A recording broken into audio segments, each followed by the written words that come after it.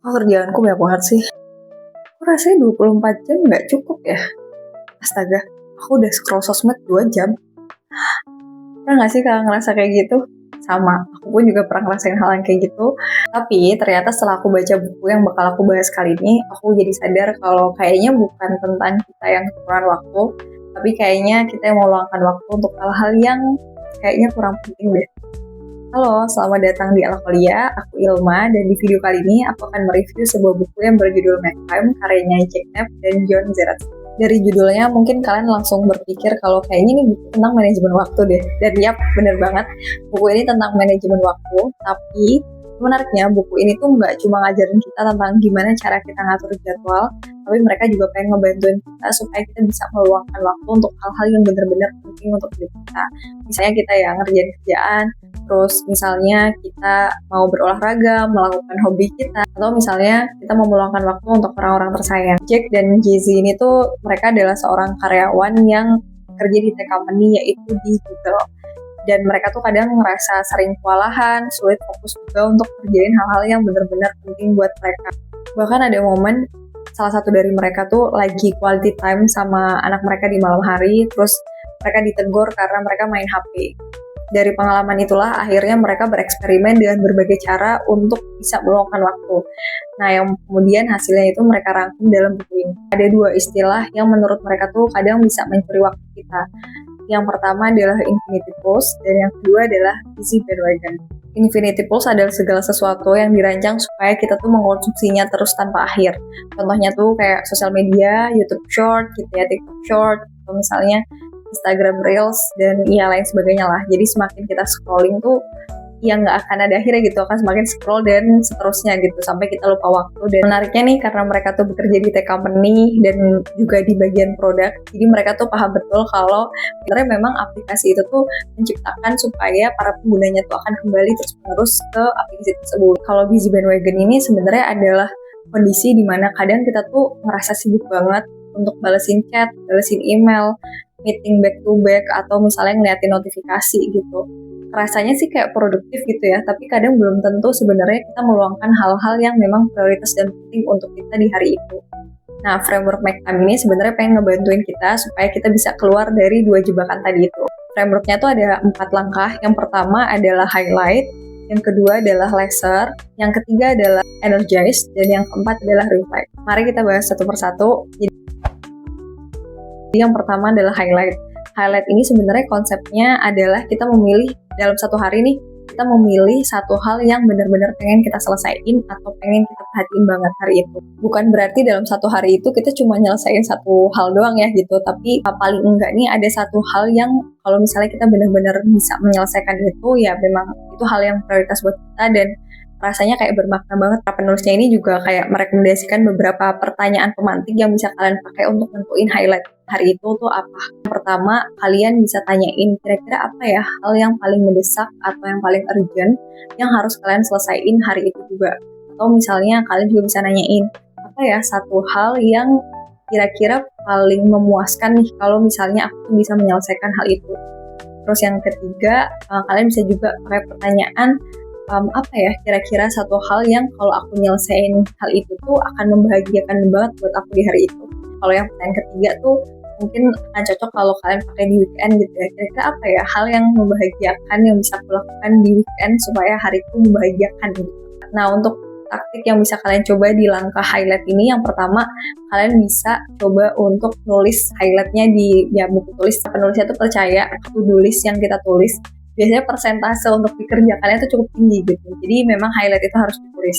Terus kalau misalnya kalian tuh punya banyak to-do list di hari itu, kalian bisa list dulu aja to-do listnya tuh apa aja. Kalian bisa prioritaskan. Misalnya yang pertama tuh yang mana nih, terus yang kedua yang mana, yang ketiga yang mana, dan seterusnya. Nah, nanti yang akan jadi highlight kalian itu adalah to-do list yang pertama. Bisa juga misalnya kalau kalian punya highlight yang pengen kalian kerjakan dalam seminggu. Contohnya, misalnya kalian mau ngerjain deck presentasi, ya udah kalian jabarin aja per harinya dalam seminggu itu mau ngapain aja. Misalnya di hari Senin kalian akan bikin outline-nya. Terus di hari Selasa kalian akan bikin template-nya, di hari ketiga masukin outline-nya ke template-nya kayak gitu dan seterusnya. Nah itu bisa juga. Ada juga hal penting yang disampaikan sama penulisnya. Biasakan untuk berani untuk membatalkan atau bilang enggak untuk agenda tertentu. Nah tapi penulisnya ini juga ngerekomendasiin sih bahwa membatalkan agenda juga bukan taktik jangka panjang gitu. Itu cuma dipakai di awal-awal ketika kita masih belajar. Nah nanti kalau misalnya lama-lama kita jadi bisa nge-sensing mana sih agenda-agenda yang memang perlu aku ikutin, atau misalnya ntar dulu deh kita bilang enggak dulu aja karena ada prioritas lain. Nah itu jadi pembelajaran. Oke, terus langkah yang kedua adalah laser. Sebenarnya kayak sinar laser, kita coba untuk fokus ke highlight yang udah kita susun tadi. Nah, di buku ini juga kayak ngasih rekomendasi dan taktik-taktik yang bisa kita coba supaya kita tuh terhindar dari busy bandwagon sama infinity post. Yang pertama bisa kalian coba, anggaplah kalau kalian itu adalah bos dari HP kalian, bukan HP yang jadi bos kita gitu ya. Caranya ya misalnya ketika kalian lagi fokus banget atau di mode laser ini, kalian bisa matiin notifikasi, terus kalian juga bisa pakai do not disturb gitu ya, terus kalian juga bisa sign out dari aplikasi Instagram atau misalnya media sosial lainnya, supaya ketika kalian mau sign in kayak langsung mikir kenapa aku sign in ya gitu, kayak nanti dulu aja kerjaannya dulu aja misalnya gitu. Bahkan yang paling ekstrim itu temen dari penulis ini yang dia tuh ninggalin HP di kantor. Jadi kalau misalnya dia udah di rumah ya udah nggak pegang HP sama sekali. Itu contoh ekstrimnya sih. Nah terus kalian juga bisa menjauh dari infinity pools dengan berbagai cara. Misalnya kalau tiap bangun tidur usahakan nggak langsung buka HP, sesekali matiin internet kalian, terus juga misalnya ya uninstall sosmed. Nah terus cara untuk mengatasi busy bandwagon ini ada beberapa cara juga. Kalian bisa juga balas email atau chat itu kalian agendain aja, misalnya di jam berapa sampai jam berapa.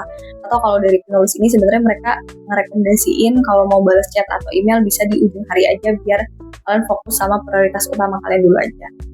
Nah, terus kalau misalnya kalian pengen memaksimalkan mode laser ini juga bisa pakai beberapa cara. Misalnya, kalau kalian lagi kerja di dalam suatu ruangan, kalian bisa tutup aja pintunya biar nggak keganggu. Terus kalian juga bisa pakai set timer, bisa pakai Pomodoro juga ya, yang pernah aku share juga di video sebelumnya. Kalian juga bisa set musik. Misalnya kalau lagi pengen fokus banget, kalian langsung nyalain musik A gitu. Terus kalau fokusnya nggak terlalu tinggi banget gitu, kalian bisa nyalain musik B gitu. Jadi kebiasaan-kebiasaan itu akan membuat sinyal di otak kita kalau lagi musik A atau B di setel tuh kalian lagi mode laser. Langkah yang ketiga, energize. Jadi para penulis itu percaya bahwa produktivitas tuh bukan cuma soal manajemen waktu, tapi juga soal manajemen energi. Kalau otak sama tubuh kita kelelahan ya kita nggak akan bisa mengerjakan highlight yang udah kita susun. Ada beberapa kebiasaan-kebiasaan kecil yang bisa dicoba. Yang pertama, kalian coba buat gerak setiap hari. Contohnya kayak kalian bisa set waktu 7 menit setiap hari gitu untuk exercise, terus bisa juga jalan kaki, bisa juga kalian memilih untuk hal-hal yang nggak mudah. Misalnya ada pilihan pakai lift atau pilih tangga, nah yaudah kalian pilih tangga aja biar kalian bergerak. Terus juga mereka rekomendasiin untuk makan makanan yang sehat, jangan terlalu makan banyak, tapi usahain selalu makan sayuran, ikan, daging, kacang-kacangan, biji-bijian gitu. Terus mereka juga ngerekomendasiin untuk bisa mengoptimalkan penggunaan kafein. Mereka tuh ngenalin salah satu penulis namanya itu Ryan Brown. Jadi Ryan Brown itu pecinta kopi parah. Dia juga seorang penulis tentang kopi, jadi beneran kayak ngeriset tentang kopi, dan akhirnya dia ngerekomendasiin cara mengonsumsi kafein supaya nggak malah mengurangi energi kita. Nah yang pertama, kalian bisa pagi-pagi nih, jangan langsung minum kopi atau mengonsumsi kafein di pagi hari. Kalian bisa mengkonsumsinya tuh di jam 10:30 atau 10:30. Terus nanti kalian bisa kalau mau mengonsumsi lagi itu juga jangan terlalu larut malam. Kalian bisa terakhir banget mengonsumsi kopi itu di jam 2:30 atau 2:30. Terus ada yang menarik juga, para penulisnya itu juga bilang kalau biasakan untuk makan nggak sambil nonton gitu. Kalau kita misalnya makan sambil nonton, otak kita tuh jadi nggak istirahat. Jadi biarkanlah otak kita beristirahat dan tubuh kita tuh benar-benar kayak bisa mindful dalam proses memakan ini gitu. Yang keempat adalah reflect. Kalau reflect ini ya seperti namanya refleksi, jadi di malam hari kita bisa merefleksikan kira-kira hari ini tuh strateginya seperti apa ya yang membuat kita terdistraksi ya hari ini, apa ya taktik yang bakal aku coba besok, apa yang hari ini kayaknya nggak berjalan sesuai rencana dan lain-lain. Itu bisa direfleksikan. Harapannya sih sebenarnya dengan refleksi ini kita bisa nentuin strategi yang benar-benar cocok ya buat kebutuhan kita. Oke, tadi keempat langkahnya udah aku bahas, tapi di bagian akhir buku ini tuh ada satu hal yang menurutku juga cukup menarik untuk dibahas. Jadi di satu bab terakhirnya itu ada judulnya Start Someday Today. Jadi intinya mulailah hal-hal yang kita suatu harikan, itu tuh kita mulai hari ini juga. Penulis ini tuh mengencourage kita untuk memulai hal-hal itu. Misalnya ada teman-teman yang mau buka bisnis, atau mau melakukan hobi yang ditunda-tunda terus, atau misalnya pengen nulis buku dan lain-lain lah intinya gitu. Jadi kalian bisa pakai make time ini untuk memulai mengerjakan hal-hal itu. Karena kedua penulis ini tuh sebenarnya mulai nulis buku dan akhirnya bisa nulis buku ini juga karena pakai konsep make time ini sih. Jadi bisa dicoba. Nah itu dia review buku Make Time kali ini. Sebenarnya banyak banget tips-tips yang bisa kalian coba di buku ini. Tadi itu aku cuma nyeritain beberapa hal aja. Nanti kalian bisa coba aja kira-kira mana yang paling cocok buat kalian, karena para penulisnya juga bilang sih nggak ada strategi yang one fit for all, jadi nggak ada strategi yang memang buat semua orang, jadi kalian bisa define strategi kalian sendiri aja. Kalau kalian sering ngerasa sibuk sepanjang hari tapi kok kayak nggak ngelakuin hal-hal yang benar-benar penting, coba deh kalian baca buku ini dan kalian coba strategi-strategi yang ada dalam buku ini. Yang dari aku, semoga review kali ini bermanfaat. Jangan lupa like, comment, dan subscribe. See you di video selanjutnya. Bye-bye!